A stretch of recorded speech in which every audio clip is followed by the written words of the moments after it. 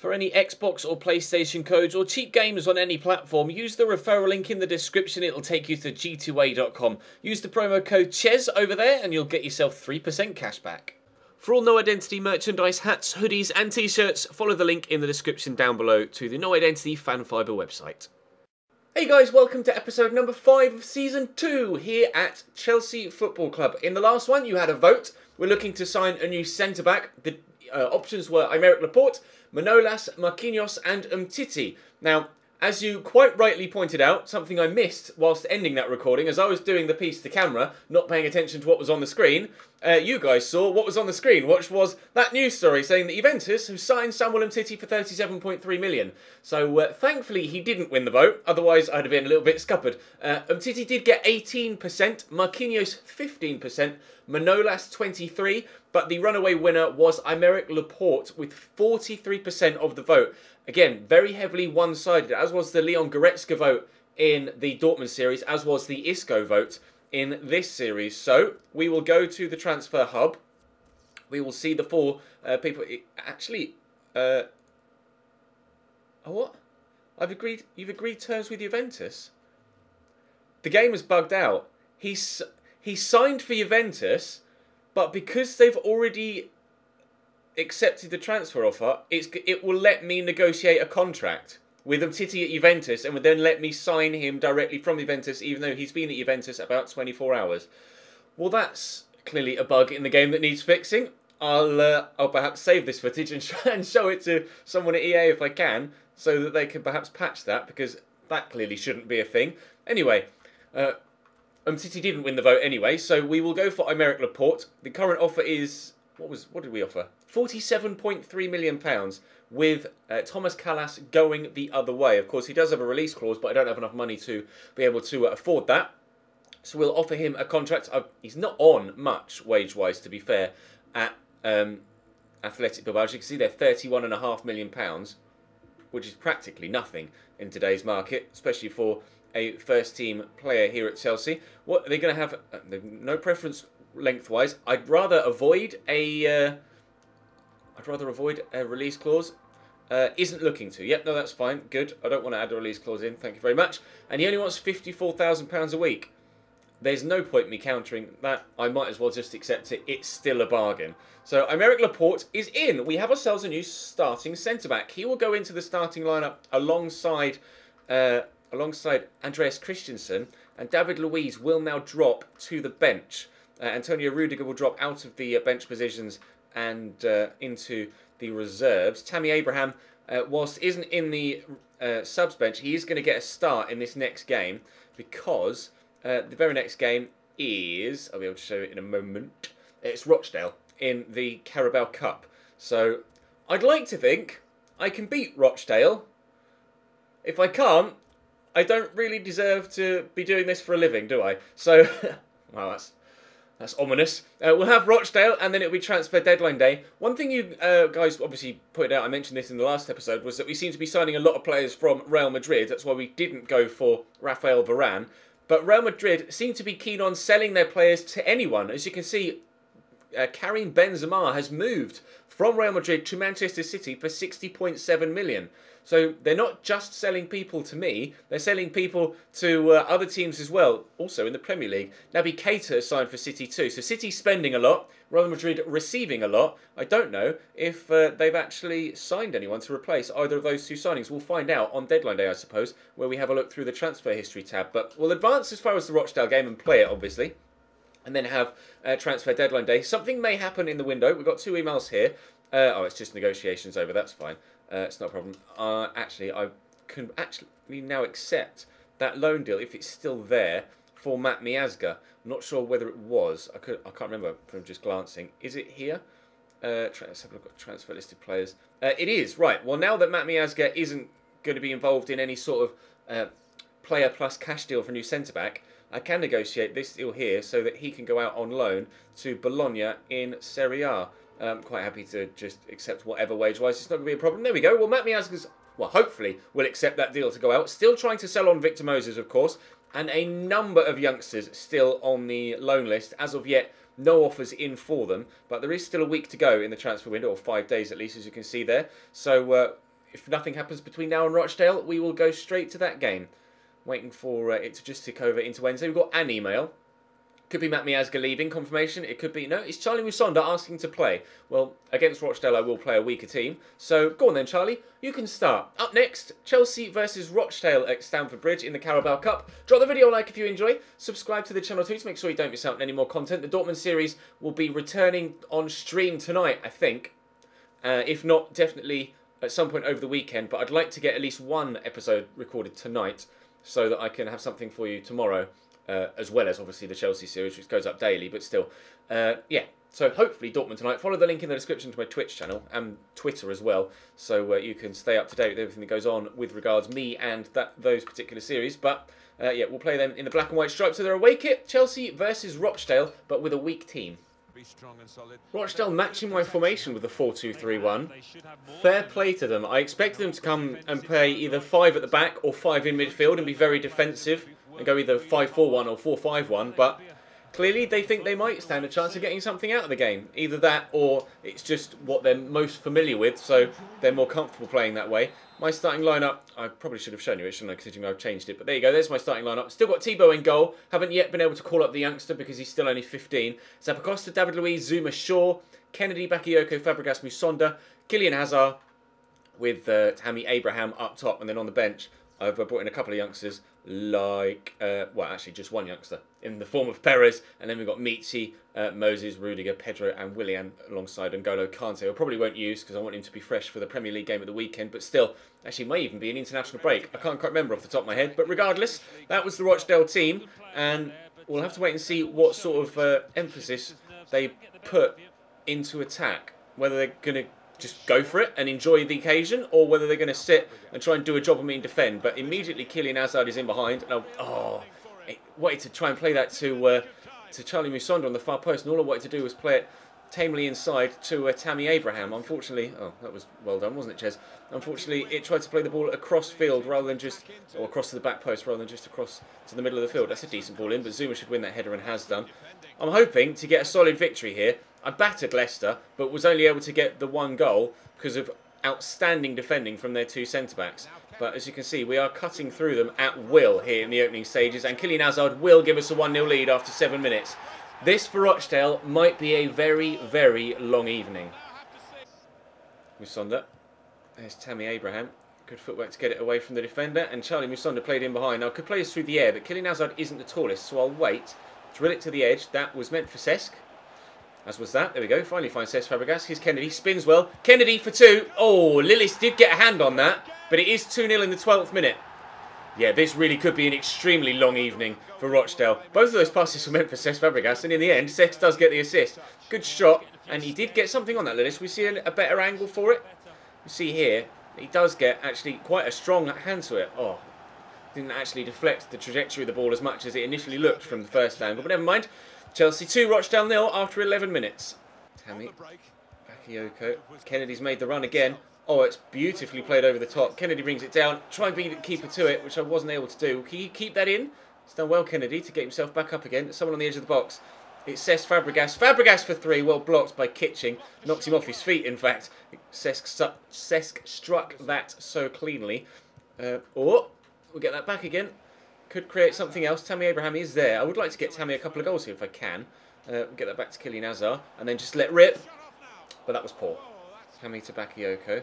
Kennedy's in some space. Who do I go to first? We'll go to Tammy. We can turn the defender. He's done well. Tammy Abraham. Strike. 3-0 in the 23rd minute. We are on for an astronomical scoreline here if we continue to keep scoring at this rate. Rochdale. Yeah, I think it's just unfortunate that they've come up against this sort of team, or me playing this well, because they're just quite simply not good enough, unfortunately. They cannot compete. Free kick for Rochdale after half an hour, or nearing the half-hour mark. Camps will loft it in. Hazard could be underneath that. It's back Cesc that chests it down. I can't clear it though. Looking for the ball forward to Kennedy that was misplaced. Henderson can't get past Zappacosta though. He goes down.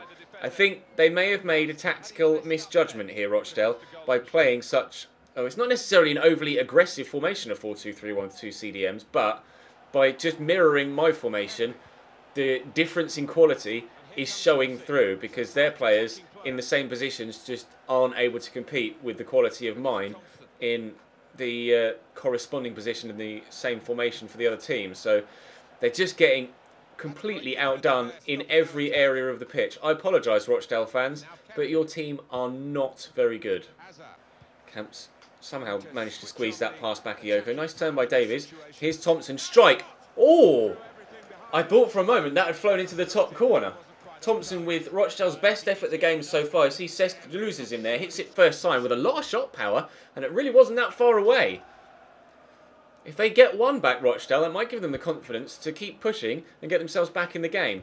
Alternatively, the more they push forward, the more likely they are to get found out at the back for a fourth time. So they have to be careful. There's a fine balance between pushing to try and get yourself back in the game and over-attacking too much and leaving yourself vulnerable. We'll have to wait and see if in the second half they can find that fine balance. Although we might enter the second half with that fourth goal anyway. Tammy Abraham, good strength. There's Kylian Hazard. Okay, go to Kennedy as well if you like. It was meant for Kylian Hazard. I'll try and get it back to Tammy Abraham if we can. And I did, but Brown gets the interception. Alright, fair enough. Well, that will probably be half-time momentarily. Never mind, we might still get the fourth. No, misplaced pass again. That's annoying. Anyway, 3-0 up at the break and looking comfortable. Bakayoko, there's Kennedy. Oh, they're starting to commit bodies forward now. We mentioned in the first half that if they do that, they will find themselves coming undone. And that is what's happening here. But that is a hell of a save from Josh Lillis to stop me from taking a 4-0 lead. Cesc with the corner. Bakayoko's underneath it. It's a good header, but Lillis again behind the ball. I really should have buried that, shouldn't I? There's no excuse for missing an opportunity that clear-cut and that with that much time and space one-on-one. But fair play to the goalkeeper. He's done well there. Good footwork from Thompson, and the ball played through is good, and Camps with a really good shot.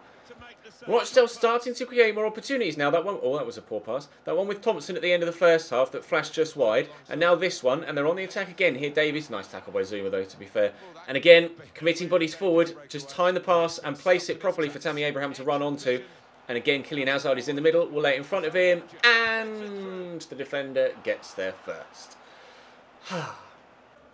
His Camps into Davies. I am just being slightly wary now of the way that they come forward because they've actually been half decent in the last 20 in-game minutes between the 40th and the 60th. But I don't see them scoring 3, but they could. Whoa! They could score 1, maybe 2 at a push if they get lucky. So I'm going to have to be wary, but I'm still pretty comfortable. Half an hour to go. There's Kylian Hazard. He's not actually been too impressive in this game so far, Kylian Hazard, despite getting...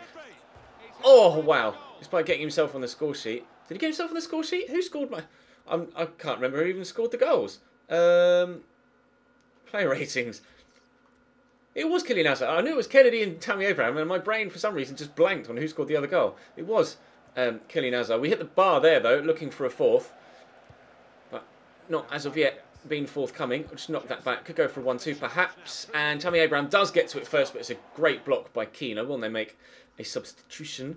Yeah, I haven't been too impressed with Kylian Hazard in this game, to be fair. He's normally a lot better than this. Let's throw Perez on, and we'll move Cesc Fabregas up into a cam roll. Take Kennedy off for Pedro, and then continue on, and hope maybe even score a fourth from this corner, actually, thinking about it. So we'll stay with this highlight for now. Corner comes in from Cesc. Bakayoko underneath it again. Knock that down to Charlie Musonda, who's kicked it well over the bar. Here's Perez. Switch that. Perez is huge. Look at the size of him. It might just be because it was... No, because Cesc Fabregas isn't small. How... He's massive. He's one of our Scout Future stars, I think, Perez. He's 6'5". 183 pounds, 6'5". Wow. I might start... Am I already training him? I can't remember whether I'm already training him or not. If I'm not, I'm going to start. A 6'5" CDM that has high potential. I can't ignore that, can I, really? He's... Oh, that was a heavy touch from Bakayoko. He's hopefully going to be a really good player then. Charlie Musonda will get on the end of that, but will fire it well wide. I didn't realise Xavi Perez was that huge. What a man mountain. Tammy in there to Perez, to Charlie Musonda. I've got a man on my shoulder. I don't really know which way to turn here. He's got a 5-star weak foot, Charlie Musonda. Is that a foul? Nothing given. Into Pedro here. He's got a really strong weak foot as well. We'll look to... Oh, bend it into the far top corner. Deflection takes it straight into the keeper's hands. Might have been going wide anyway, but... actually, after being 3-0 up after 23 minutes, quite annoyed that I haven't been able to extend the lead any further, but never mind. I mean, a win is a win, I guess, no matter how it comes. And we started off very well and we're just comfortable from then. Perhaps if it was closer, I might have pushed a little bit harder and concentrated a little bit harder, trying to get myself a bigger advantage. But 3 goals has been pretty comfortable all game long, to be fair. We'll flick this over. Oh, it very nearly works beautifully, but not quite. Charlie Musonda in there to Cesc. There's Tammy Abraham. I see Pedro on the far side. It's great footwork from Tammy Abraham. I was going to drive around the outside now and then drill it into the middle, and it won't reach anyone because the defender blocks it. But we'll take the corner. Where's Perez? Is he in the box? He's not. I'll try and knock this down if I can. It's actually just going to drop on the edge of the box. Charlie Musonda, oh, it's Timo Bakayoko, sorry. There's Perez. I wish he should be in the box. 6'5". What's he being the man at the back for? Considering he's only got 60 odd pace. Wow. He's just completely bullied that man off the ball. Bakayoko into Tammy. Never mind. There's the final whistle. A simple 3-0 win against Rochdale. Could have been a lot more, but I wasted a couple of chances, to be fair. But I'm quite happy with that performance and the result. Right, let's end the transfer window. As we come back on deadline day, as you can see, Matt Miazga has accepted the 1-year loan move to Bologna. So he will go to Serie A and hopefully get some good first-team football. I'm really hoping that I get some loan offers in for a number of the youngsters, because there are so many of them still on the transfer list. Especially players like... where is he? Yeah, Perez. I want to get Perez some loan football now, if I can, now that I'm actually genuinely intrigued as to how good he can get. Similarly with Sanchez as well. I'd like to get Sanchez some first team football too. And I can't offer them it here at Chelsea. I could, like in games like that Rochdale one, play a complete youth team, but then I run the risk of going out of the competition. And we didn't win anything last year, so I kind of want to take every single competition that we're involved in more seriously than I did last year. We'll just have to wait and see how things go. But as you can see so far, I'm in the way at the minute, but those 3 top deals are still the same as they were earlier, so you don't need to worry about that for now. Loan move for Smolnikov to Nice from Kern, and Hollingshead has gone to KAS Eupen from FC Dallas, great, and Ikeda's moved from somewhere to somewhere else. But we will count down on transfer deadline day. Like I say, I'm not looking to bring anyone else in, but I am looking to move a lot of people out. Younes has moved to Kern, Glenn Johnson has gone to Real Oviedo for £1 million, and Fernandez has moved as well. I wonder how much will be spent. Was it this? Whoa. Okay, well that was just an extra 100 million out of nowhere. We'll have a look at that. I'm going to be rejecting that loan offer for Zappacosta. He's not going anywhere, thank you very much. It just jumped by 100 million. What was that? Martins has moved from, is that Braga? I think that's Braga, to Anderlecht. Younes from Ajax to Kern, and Masuaku from West Ham to Watford. So maybe it wasn't one individual big deal. Maybe it was a number of medium-sized deals, but it genuinely took like a 100 million jump. That's just taken another 40 million jump. But Saliba from Gangon to Mainz, Muniesa to Cruzeiro in Brazil. It's a strange move. And DeAndre Yedlin's gone to Sampdoria from Newcastle. I'll give them their dues this year, EA. The transfers have been a lot more, not necessarily random, but a lot more unique than they have been in previous years. Bernardo moves to Inter Milan from, is that Salzburg or, yeah, it is. Is it Salzburg? No, it's Leipzig. It's Leipzig. It's always hard to tell when those two badges are next to each other and they're quite small. But so far, 275 million spent. Ah, at last, a transfer offer for Victor Moses. Thank you, Everton. And it's 2 million overvaluation as well. I will negotiate, but if I can't negotiate too far further up, I'm quite happy to just accept that, because Victor Moses is someone that I don't want at the club anymore. I'll ask for 17.5, and we'll see what they say. What were they going to give me? 14.7 and a 10% sell-on fee. I'm just going to accept it to make sure that we get him out the door. That's £2.7 million above valuation. There you go, Ronald Koeman. You can have yourself a new player, providing they can agree contract terms, of course. Victor Moses looking like he's going to be on his way out. Any other massive deals? All Jeeps. Belotti. I'm probably in the way, but Belotti's gone to Paris Saint-Germain for £70.2 million. That will be where one of the big deals came from then. So, lots actually of really big moves in this window. Ourselves involved in a couple of them, obviously. Pedro Leon, 13.2 million to West Ham from Eibar. That took another big jump. Took a really big jump. A transfer offer for Trevor Chalobah. No, see, I want to loan him. I don't want to sell him. I'm going to reject that. I want to loan Chalobah out. I don't want to sell him. What was that other big deal? There must have been another big deal, surely. Pereira, Irondo, Martins. No, nothing on the top 3 at least. But that took another big jump, didn't it? Up to nearly 400 million. Come on, let's confirm the Moses deal, please. Now 480. Another big deal goes through. Still not part of the top 3. It's deals that we've seen before with Yedlin and Yunus, sorry. Spurs win race for Riyad Mahrez. That's interesting. Right, as we head down to the final hour, there we go, finally. Victor Moses sold, so he's gone to Everton. Right, let's see what all the teams in the Premier League have done, and then I'll show you the highest transfers, or the main transfers from this window as a whole. So Arsenal have sold Santi Cazorla and Olivier Giroud and signed Gerhardt. Aston Villa has signed Lewis Baker and Chadas, and as well as letting Amavi go, Jordan Amavi. Corrales and Sanchez in at Bournemouth. Don't know which Sanchez that is, with an S. Surely can't be Renato. Regassel and Ayan in at Burnley, with Ben Mee and Long leaving.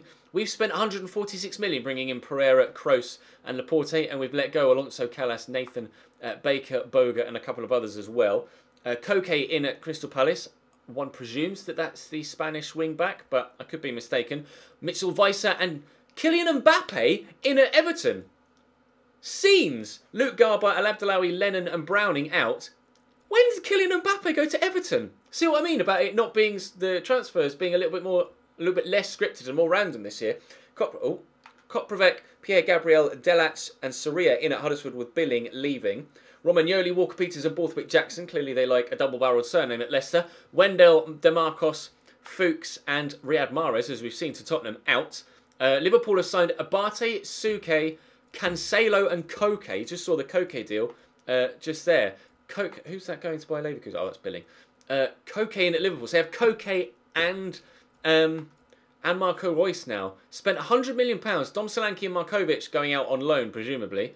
João Cancelo, the right-back, in as well. City have signed Chiellini, Keita and Benzema. How is that for a strong window? With Goulam going out, presumably on loan, if it says 0. Alex Telles in at Manchester United, with Fosu Mensah, Pereira, Darmian and Borthwick Jackson going out. Norwich have signed Gumus, El Abdelawi and Gomez.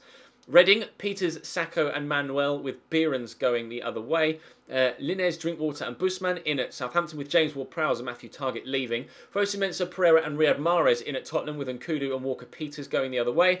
Nahar, Lennon and Targett in at Stoke, with Peters, Johnson and Muniesa out. Watford have signed Muslera and Masuaku, so a left-back and a goalkeeper, with Ulare, Yanmat and Decore going out. Douglas in and Dawson and Yom out at West Brom. West Ham, Ramiro and Pedro Leon in. Sam Byram, Jordan Ayew and Masuaku out. And that is how the transfer window is going to end. I was debating one of these emails is someone bidding for one of my players, because that always happens. It always seems to happen. It hasn't. All right. Always apart from now is when it happens. There is an international break upcoming. Transfer deadline day has ended. Right, is he 16 yet? He's not. He's still 15, Dominic Brown. I will be calling him up sooner rather than later, though. Tom Wagner, potential of 91 to 94. See, I wanted these guys to go... Well, actually, no. There's no point saying that because he's still in the youth club. I haven't called him up yet. But the point stands for the other youth players. I want to get them out on loan, but I just can't get the loan bids in for them. I don't know why, but just nobody wants to sign them for some reason. Let's have a look at the transfer history, shall we? Because there were so many huge deals went through in that window. So, we were the biggest. Toni Kroos, Real Madrid to Chelsea for 85. Belotti from Torino to Paris Saint-Germain for 70.2. Then Benzema for 60.7 from Real Madrid to Manchester City. Aymeric Laporte, Thomas Callas plus 47.3 to me. Keita, we saw, 53.2 from Leipzig to Manchester City. Just £200,000 less, João Mario from Inter to Real Madrid. So that's presumably their Kroos replacement.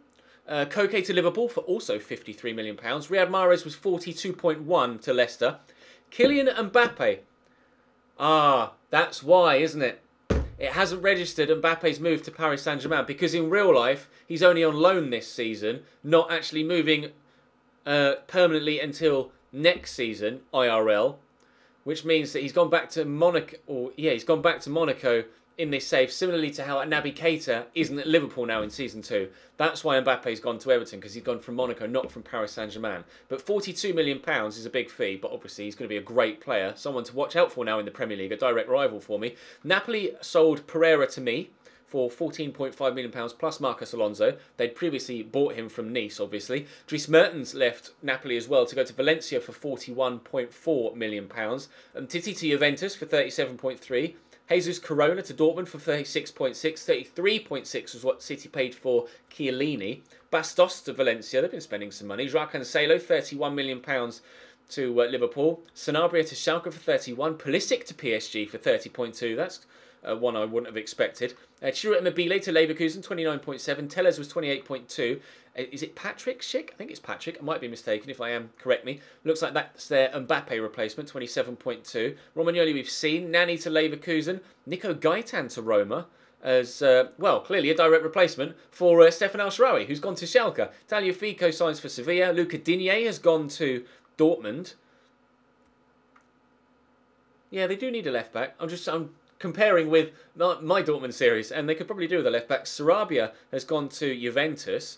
Bittencourt to Real Batista, and Drinkwater to Southampton involved us. Abubakar to Lazio. It was Renato Sanchez to Bournemouth. Really? Fair enough. Renato Sanchez now at Bournemouth. Chiesa to... Oh, Giroud went to Wolfsburg for 18.3. Pereira to Spurs. Funes Mori to Leipzig. Muslera to Watford. We saw Mitchell Weiser to Everton. We saw... I think these are all going to be ones we saw now on quote-unquote minimal fees, even though it's still around about £15 million. Santi to Lazio. That's where he went. Pedro Leon. Is there any... Oh, that's it. That's the bottom of the list. Right, well. A pretty spectacular window, to be fair. There was a lot happened there. We're currently second in the Premier League table. Sadio Mane, well, how's that for realism? Sadio Mane wins Player of the Month for August, which he did in real life. I wonder if he's going to get him sent off in the first weekend of September like he did in real life as well. We'll have to wait and see. But that's going to bring today's episode to a close. Thank you very much for watching. Like I say, should be streaming Dortmund tonight, at least briefly, for one episode, if not two if I've got the time. And I still need to go and record tomorrow's Chelsea episode as well, where we'll take on Spurs. I think tomorrow we'll play Spurs, then Reading, and then have a squad report, and then we'll be up to 3 games per episode after that with the next round, the Capital One Cup, not Capital One Cup, the Carabao Cup, and our first game of the Champions League. We've got Benfica, AZ Alkmaar, and PSG in our group stage. So I'd like to think ourselves and Paris Saint-Germain will go through, but time will tell. We've dropped to 5th in the league, but we do have a game in hand. Can we go top with it? Or is someone on 9 points? No, nobody with 100% record, and nobody can get 100% record now. Already, points been dropped by everybody. And everybody at least has a point. Right, okay, well, that's how the... How can Arsenal finish like 15th last year and now be top after 3 games? I don't understand FIFA sometimes. We'll see if they're thereabouts at the end of the season. Drop the video a like if you enjoyed. Subscribe to the channel too to make sure you don't miss out on any more. I'll see you next time.